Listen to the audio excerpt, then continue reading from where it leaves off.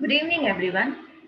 In the previous session of Human Resource Management, I was explaining about the HRD interventions, and then I gave a brief explanation about executive development. So I just simply explained the concept of executive development, and then I explained few definitions regarding executive development. Okay. In this session, first of all, I'm going to explain the important features of executive development, and then I'm going to explain its process. Okay, so let's begin the session. So as you all can see on the screen, there are around 6 important features of executive development. Okay, the first one is continuous process. So executive development, as you all know, it is a learning program.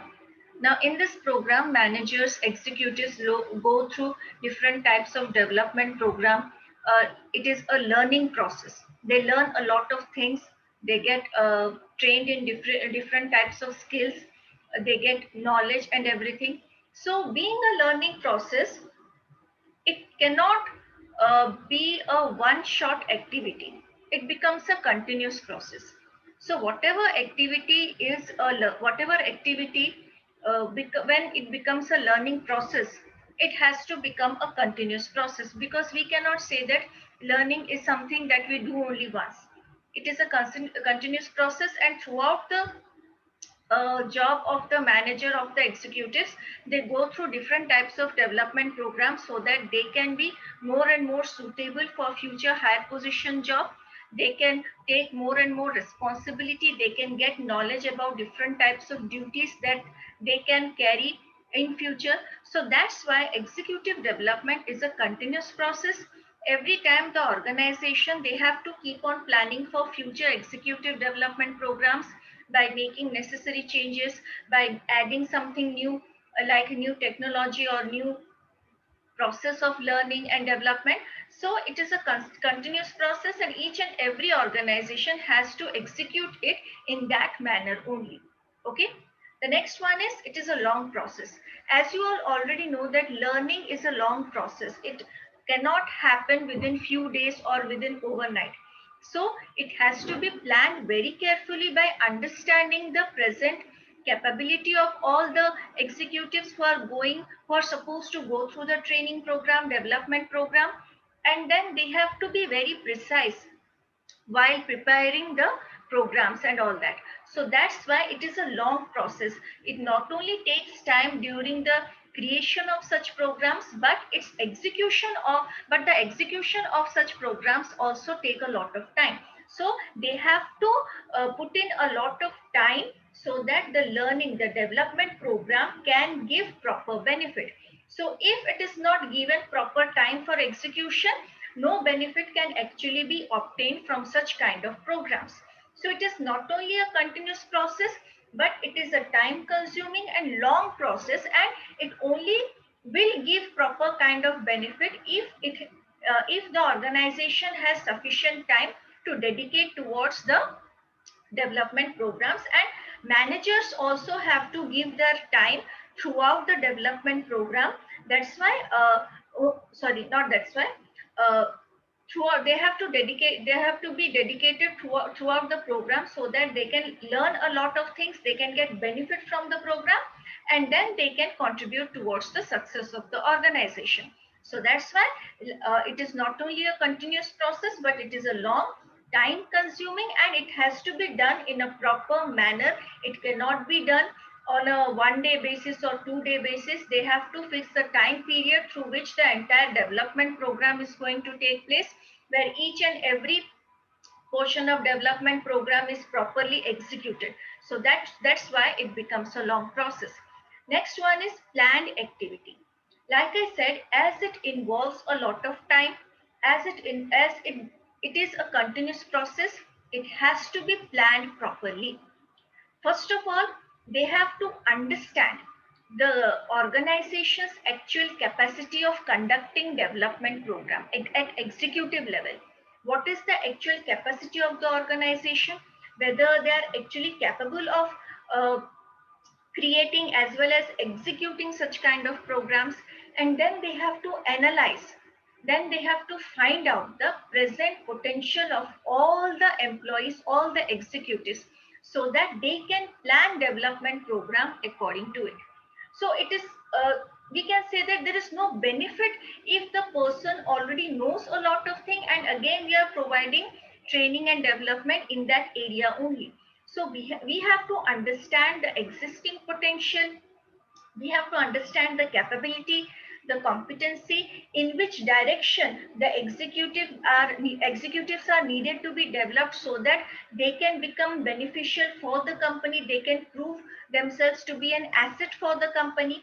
So that's why it is extremely necessary to understand the present potential, capability and competency of all the executives, and then understand whether the company has proper kind of climate and proper facility for such kind of programs, and then prepare a step by step development program, so that it will give that kind of benefit for which these programs are executed.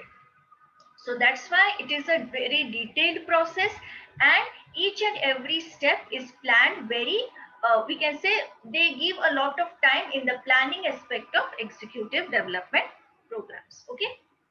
The next one is, it involves stress and strains. Like I said, it is a continuous process, long process, planned activity. It has to be planned very thoroughly. So obviously the process of creation as well as the process of execution of such program will give a lot of stress and strain, not only to the developers of the executive development program, but also to those people, those executives who are going to, who are supposed to go under the training and development program. So it involves a lot of stress and strains.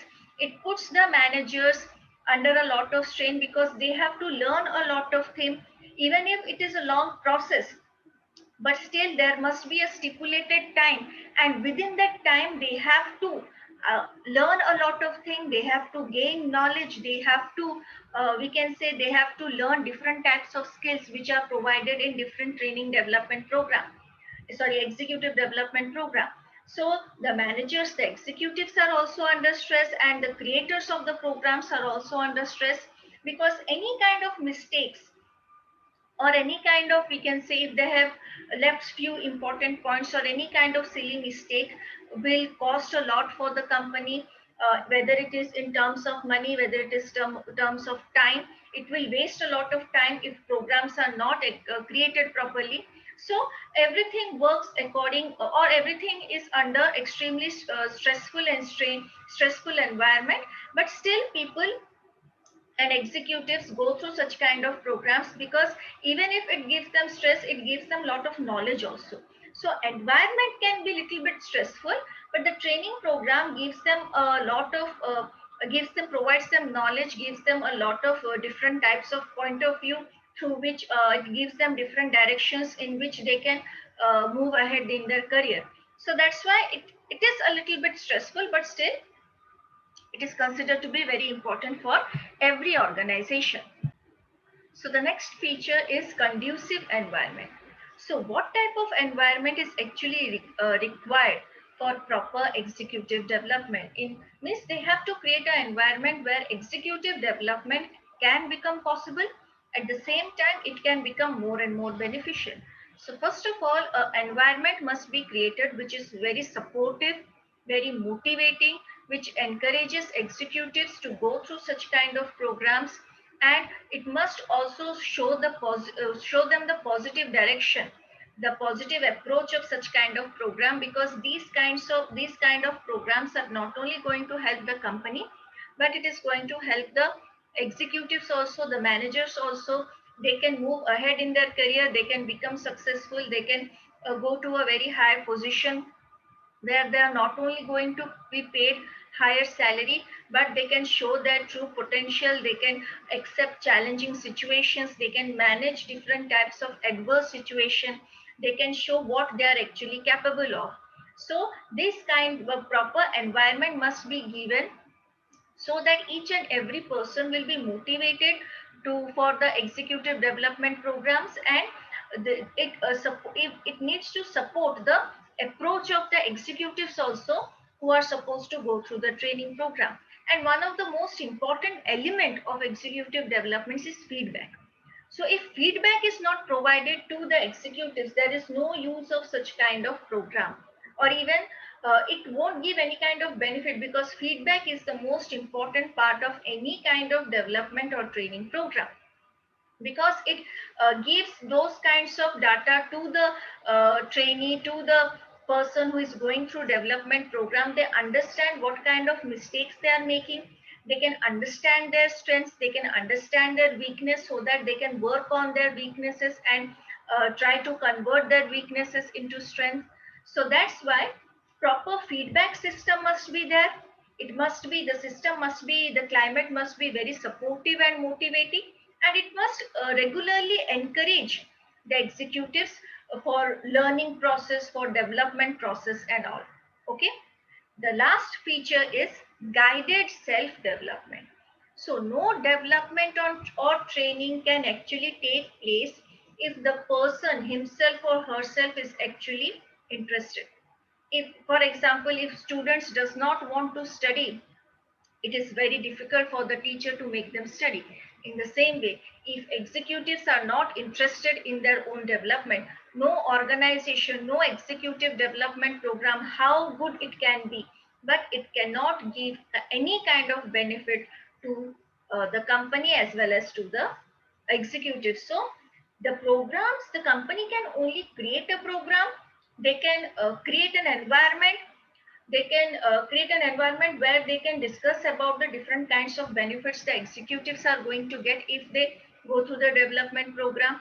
But learning has to be done by the executives. So they must put in their effort, they must be dedicated for gaining more and more knowledge, they must be dedicated towards learning something new, doing something good for themselves as well as for the organization, developing themselves, making themselves more knowledgeable, making themselves suitable for higher position, responsible, crucial jobs of the organization. So that's why it is a self-guided development, because without the involvement, without the dedication of the executives, no development program can actually become fruitful. Okay, so these are the important features of executive development. Okay, now I'm going to explain the process, the step-by-step process in which the executive development program or executive development takes place. So as you all can see, there are around 6 steps in the process of executive development. So the first step in the process of executive development is analysis of development needs. Now here we are supposed to analyze, the company is supposed to analyze the requirements of the organization. Means what are the plans of the organization regarding expansion or development. So from the organizational development point of view, this first step is going to take place. They need to analyze what future they want to have regarding the organization growth, expansion, development and all that. What is the actual developmental needs of the organization? What kind of executives are required by the organization in future? How many number of executives are required to be trained so that they can manage future positions? So these are the developmental needs of the organization which has to be analyzed properly. So there are around 3 steps which are needed to be followed in order to analyze the developmental needs. First of all, they need to understand the structure of the organization and what kind of changes it is going to take place in future in the structure of the organization. Whether they are going to expand, whether they are going to make necessary changes. So this is the first step, or we can say the first step or first point in the process of analysis of development needs. So the first, like I said, the organization structure means necessary changes, whether they are going to expand some of the departments, whether they are going to add some kind of key jobs to the department. So that needs to be analyzed first. Means what kind of changes are going to take place in the structure of the organization, and because of which, because of such kind of changes, they need to make necessary development programs so that the present executives can be developed for that future changes. whether expansion of the department or addition of some key executive jobs in any kind of department. So that is the first point or the first aspect which needs to be analyzed. The second one is the job specification. When new jobs are added into any department, they have to analyze what is the job description and specification, because training is to be provided, development is to be provided on basis of those elements only. So they need to properly analyze what are the job specifications of different types of jobs which are going to be added in future, what is the description of the job, what kind of person is required for what kind of job. So they have to match the requirement, the job specification with the employee specification. So that is the second step. Those in the second step, they have to analyze the job specification and the job description. And in the third step, they have to understand, they have to analyze what type of knowledge and skills they are supposed to provide the executives, because they need to be developed on the basis of the jobs for which they are considered for promotion. So that needs to be properly analyzed. So in the first step, that is analysis of developmental needs, they have to analyze three elements. First one is they have to analyze the changes that are going to take place in the structure of the organization, whether it is related to a department, whether it is related to expansion or growth of the department, or addition of new types of executive level jobs. The second element is a proper analysis and understanding of job specification and job descriptions of those jobs which are to be added in any department or in the organization structure. And the third element is they need to analyze the type of knowledge and skills the executives are necessary to learn, so that they can take care of future positions, the new jobs which are to be added. So these are the three elements which are to be considered in the first step. Okay. The second one is appraisal of present managerial talent. So in the second step, they need to appraise the present managerial talent. It simply means that they have to do a qualitative analysis of all the executives who are working within the organization, so that they can find out what type of managerial skills, what type of managerial talent is existing within the organization, and whether they are suitable for the future positions or not. For that purpose, these talents, these executives must be analyzed both in qualitative as well as in quantitative term. But here quality matters the most, because obviously if a person is working in a position of a manager or an executive, so definitely the person has done different kinds of jobs. Here quality matters the most. So that's why two elements are considered in this step.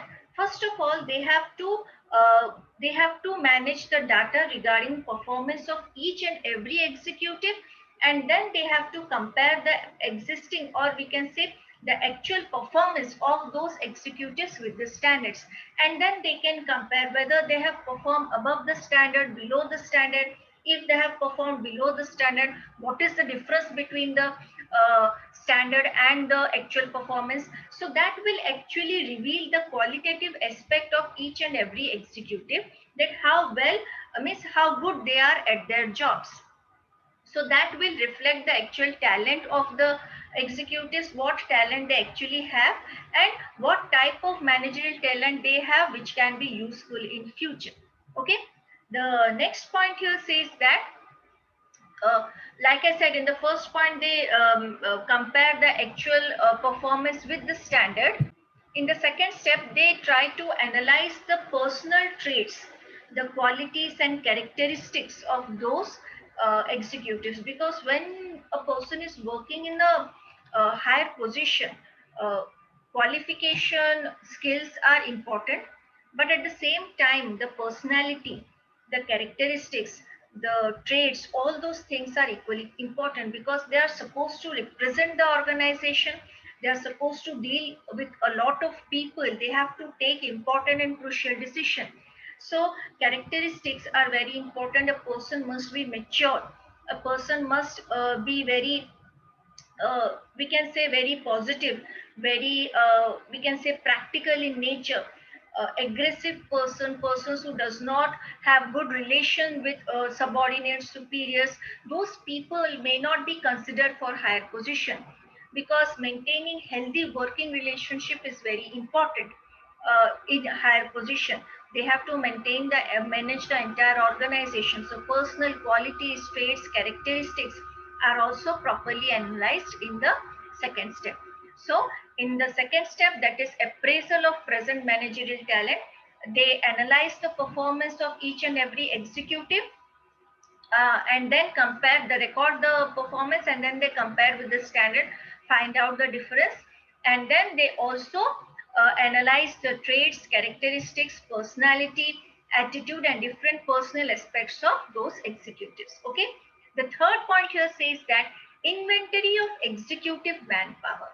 So here it simply means that the organization is going to create a database for those executives, how many executives they have, in what area they are working, what are their strengths, what are their weaknesses, how many number of years of experience they are having. They are going to create a database, or we can say inventory of executive manpower. It simply means that they need to understand the present executive manpower of the organization, how many executives they have within the organization, which can who all can be developed properly so that they can be useful in future in growth, expansion, or any other future projects, so that they can be suitable for higher position jobs. So they need to find out how many number of people, executives, are available within the organization who can be suitable for future higher position. So that is called inventory of executive manpower. The next one is planning individual development program. Like I said, each and every manager may have the experience, capability of managing different types of department. So we cannot put them into one development program. We have to specifically create different types of training development program for individual executives. By understanding their present potential, capabilities, how good they are at their job, each and every aspect of the executive must be known while preparing development program for them, so that what extra they need to learn, that can be provided to them.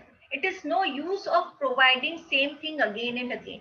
So what kind of position they are expected to manage in future, and what kind of knowledge and skills are required for such kind of job in future, those things must be taught to these executives. And depending upon the job which they are going to manage in future, as well as depending upon their existing competency, each and every executive must go through different types of development programs specifically created for them, which is going to help them for doing their present job, as well as it will make them more eligible for future position, and which will make them more and more, we can say, a better person in terms of, or from the organization point of view, more and more they can become more suitable for the future higher position. So individually development programs for, needs to be created for every executive. Okay, the next one is establishment of training and development program. So after planning a development program for the individuals, establishment of training program will take place. So they are supposed to be provided training in terms of different types of skills, human relations, leadership, and all those things. So they have to create a training and development program where these executives will go under for certain time period. They will learn different aspects which is necessary for the job, whether it is leadership, human relationship, human relation, or working relation, or we can say it may be related to decision making, how crucial, what kind of crucial decision they are supposed to take in future, how they are going to take such kind of difficult decisions. So these are very important aspects which are to be taught under those training and development program. So proper development programs are established, and those employees, those executives who are selected for those development programs will go through the program, learn these kinds of elements, these kind of aspects which are provided in such programs. Okay. And the last one is evaluation of development program. So evaluation becomes necessary for each and every program implemented in the organization. And this executive development program involves a large amount of money and time. And they need to find out whether this money and time has been spent well by the company. So that's why evaluation is extremely necessary. See, every program has a purpose.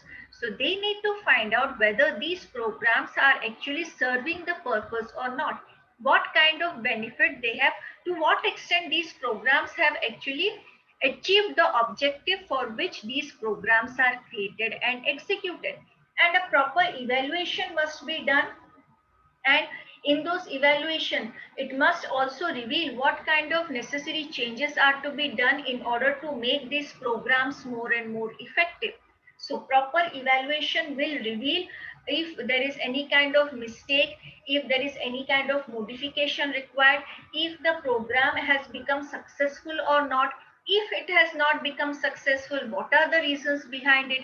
If it has become successful, they need to also find out the reasons so that they can continue making such kind of successful development programs. So that's why evaluation of development is the most important step in the process of executive development. Okay, so this is the process of conducting and executing executive development.